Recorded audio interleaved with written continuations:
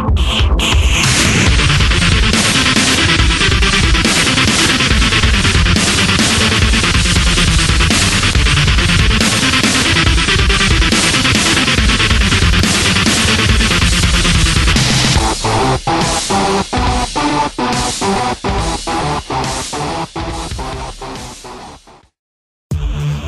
it going, everybody? For today's video game review, we're sitting on the floor, and for good reason.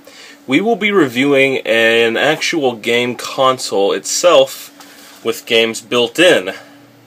That's right, we're going to be talking about a Pong console. Today I acquired what could quite possibly be the oldest thing I own yet. It's tied with the Atari 2600.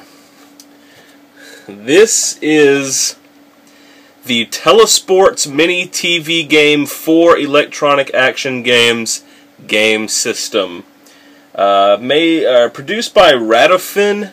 It's your average Pong console. Basically, you hook these things up to your television and you have Pong. And this one advertises it's got the Pro AM option, which basically means hard or easy, professional or amateur. So we're going to just take a look at this console. So let me show you what this thing looks like. This is it. This is the console and the games. So this one has the on and off button on the side. It has player one's or controls, which is up and down. That's all you needed back then. And you've got your reset button, which is what you press if you change game types to kind of like say, reset, here's the game. You know, 6 AA batteries later, that's how you know this shit's old. Look at that, padding still intact, awesome. And let's take a look at the other one here. This is the main controller. This has player 2's controls, or player 1, I forget which one this is. But this has all the options. So we have ball speed, professional and amateur, which means how quickly it moves. Ball angle, that means like how crazy the angles are going to be. Amateur being not that crazy, amateur being like all over the place. Or no, amateur being like not that crazy, professional being like all over the place. Player size, which means how long your paddle is. So obviously the shorter version's professional because there's a lot easier, more room to miss, and then longer, less room to miss. And then you've got your game type. You've got practice, which is like handball. You've got squash, which is like you take turns. One of you hits it against the wall, then the other hits it against the wall, back and forth. Hockey, let me just turn the dial here.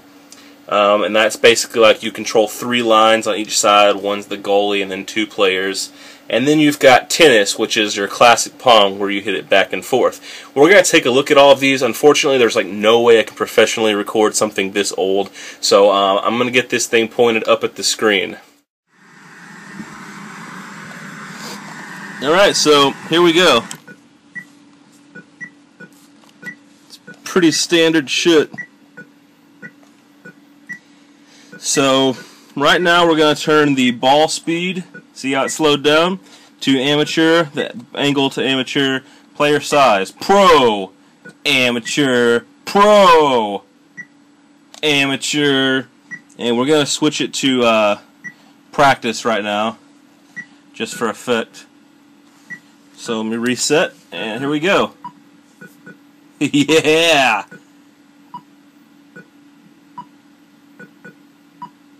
That's what I'm talking about. Pretty sweet, huh? Let's switch it over to squash now. It's basically the exact same thing, but with 2 people.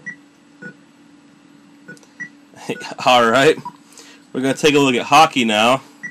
Now, this is some crazy looking shit. Ah, this is so hard to do with 2 fucking hands. And finally, tennis, which is what we're all used to here. So pretty much that's it. Kind of a lackluster short review. I gotta give the game props though for the sound effects coming out of the TV speakers. Typically on Pong consoles, the sound effects come out of the console itself. And this one's gonna come to the TV, so I guess I'd have to rate it like an 8 out of 10 as far as Pong goes, because the setup was easy, console works just fine, and Sound effects, I mean, you can't beat them. I mean, what can you really expect from this? Because it clearly says on the box, right here, 4 action-packed black and white games. Hope you guys enjoyed the video.